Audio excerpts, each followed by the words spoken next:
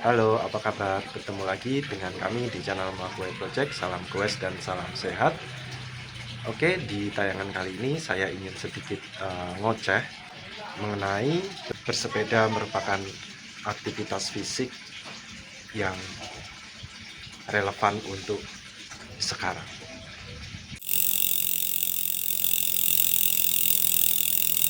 Oke, saat ini video atau tayangan ini dibuat tahun 2024 dan zaman semakin maju, zaman semakin modern, banyak teknologi yang dikembangkan atau diciptakan oleh manusia untuk membantu kehidupan manusia, sehingga manusia lebih cenderung diam, lebih cenderung malas untuk bergerak. Karena apa? Karena apapun sudah dikerjakan atau dilakukan oleh teknologi tersebut, teknologi modern tersebut.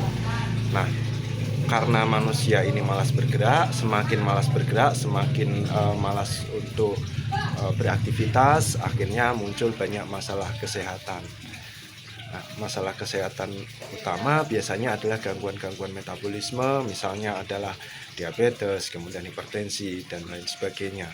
Nah, kenapa masalah itu muncul? Mungkin karena manusia ini kan diciptakan harus bergerak ya. Setidaknya dalam sehari itu ada pergerakan dari anggota gerak, yaitu tangan, kaki, sehingga menggerakkan seluruh metabolisme yang ada di dalam badan dan tubuhnya. Nah, ketika anggota gerak itu tidak digerakkan ya dalam seharian, maka metabolisme juga akan tambah malas dan akhirnya menjadi kacau.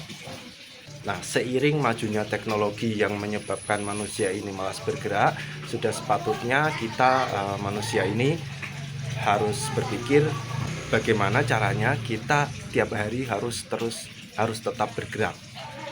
Nah, jika kita mencermati perkembangan tren saat ini untuk aktivitas fisik atau olahraga, kan sebenarnya juga sudah banyak manusia yang sadar untuk beraktivitas fisik atau olahraga. Nah, jika kita lihat trennya sekarang mungkin banyak lari ya, banyak jalan, orang yang jalan, lari ataupun olahraga-olahraga yang sifatnya kompetitif. Nah, untuk lari sendiri memang saat ini banyak peminat, kemudian banyak event, tetapi yang perlu diingat adalah berlari itu merupakan olahraga atau aktivitas fisik yang bersifat high impact, di mana persendian kita akan bekerja lebih keras. Boleh saya bilang berlari itu bagusnya memang untuk orang yang sendinya memang bagus, tulangnya juga bagus ya, pertulangannya juga bagus. Nah, untuk saya sendiri, saya tidak nyaman ketika berlari karena setelah berlari pasti persendian di kaki pasti semuanya nyeri dan sakit. Nah, akhirnya saya sendiri sadar bahwa memang fisik saya tidak cocok untuk berlari. Nah, kemudian olahraga yang bisa saya pilih adalah olahraga yang low impact terhadap persendian, di mana persendian saya tidak menopang berat badan saya. Ada dua jenis olahraga yang low impact, di antaranya adalah berenang dan bersepeda, dan saya memilih lebih banyak bersepeda, karena untuk berenang saya memang tidak bisa berenang, dan saya lebih memilih bersepeda apapun sepeda itu. Ya, bersepeda merupakan olahraga low impact yang dimana persendian kita itu tidak terbebani dan kita hanya menggerakkan otot di paha kita, dan juga persendian memutar persendian yang ada di dekat paha kita.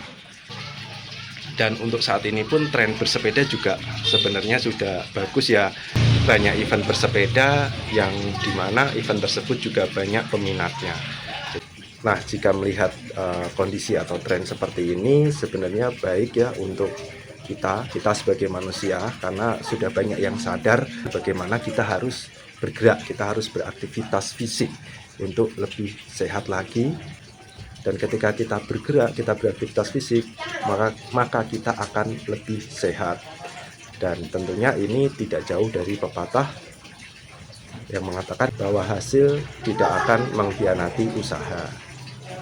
Dan dalam bersepeda pun akan banyak tipe sepeda atau genre sepeda yang bisa kita pilih ya, baik itu sepeda lipat, dari sepeda lipat, mini velo yang bannya kecil, kemudian bannya menengah seperti MTB, tentunya dengan trek-trek yang khusus ya untuk MTB, kemudian road bike, kemudian hybrid, sepeda touring, kemudian sepeda gravel.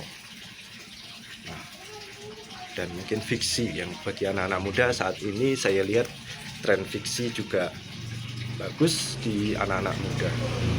Nah, itulah mengapa sepeda harus kita pilih, terutama jika kita memiliki fisik yang menghindari terhadap aktivitas yang high impact, dan juga untuk yang khawatir terhadap cedera pada persendian. Nah, apakah sepeda ini tidak bisa menyebabkan cedera? Ya bisa, dan sangat bisa, dan cederanya bahkan bisa lebih parah apabila terjadi kecelakaan. Nah, oleh karena itu dalam bersepeda, pertama untuk menghindari cedera itu tersebut. Cedera bisa disebabkan oleh kita sendiri, kemudian karena sepedanya, dan juga karena aktivitas lalu lintas. Nah, untuk menghindari itu semua, pertama kita harus bonding dengan sepeda. Kita harus memiliki ikatan dengan sepeda. Kita harus tahu sepeda ini sudah sesuai dengan diri saya atau tidak. Kemudian sepeda ini akan mencelakai kita atau tidak. Misalnya adalah ketika sepeda itu misalnya oblak, katakanlah di handle postnya misalnya untuk sepeda lipat misalnya, kemudian oblak, kemudian patah, itu akan mencelakakan kita sendiri. Sebenarnya itu bisa kita cegah apabila kita bonding kita kuat dengan sepeda. Oh, kita sebelum bersepeda kita sudah tahu, oh ini ada kelemahan di sini, ada kekurangan di sini, kita bisa ganti, kita bisa memberikan solusi untuk itu sehingga tidak menyebabkan cedera dan kecelakaan. Kemudian kita sendiri, misalnya kita yang menyebabkan cedera, misalnya kita bersepedanya kurang benar misalnya ya, apabila tidak menggunakan pedal klit, maka kita kan menggunakan pedal biasa, maka biasanya yang saya lihat orang itu cenderung menjejakkan tapak kakinya itu kadang di bagian tengah ke belakang.